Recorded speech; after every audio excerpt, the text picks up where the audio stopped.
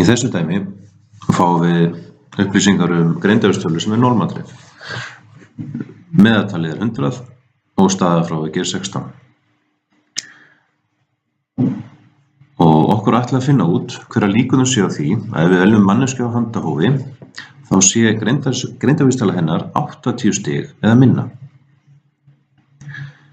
Þá er gott að byrja á að setja bara inn þekktar stærðir.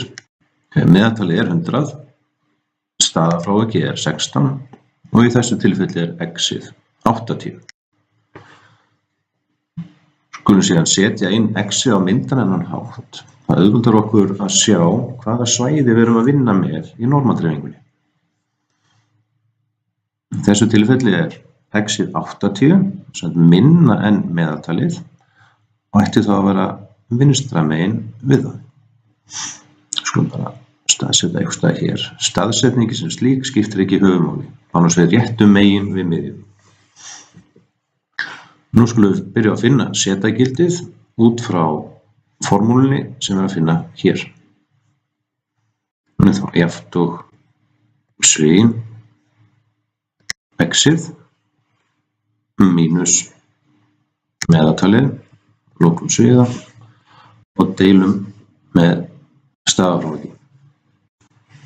Og fáum þá út setagildi upp á mínus 1,25.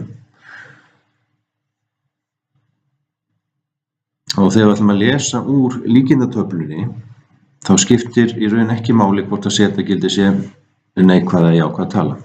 Þannig við höldum bara áfram og finnum 1,25 og fáum þá að setja líkurnar eru 0,3944.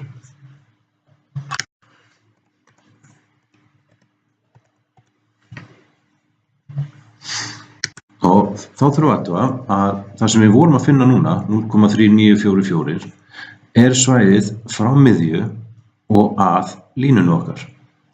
Við erum spurð hver líkurnar á greindarvísitala hennar sé 80 stig eða minna. Sem sagt, það er í raun verið að spurja þetta hérna svæði. Nú vitum við að þetta svæði er 50%, en 0,5.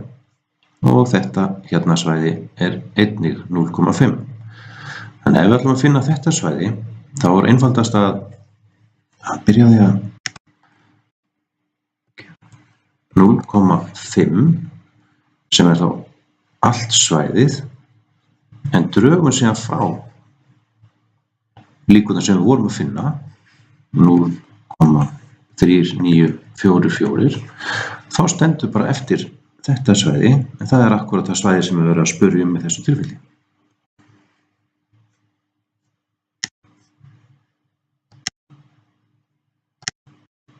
Þá fáum við svarið að það eru eingöngu 10,56% líkur á því að greindarvísitala hennar sé 80 stig eða minna.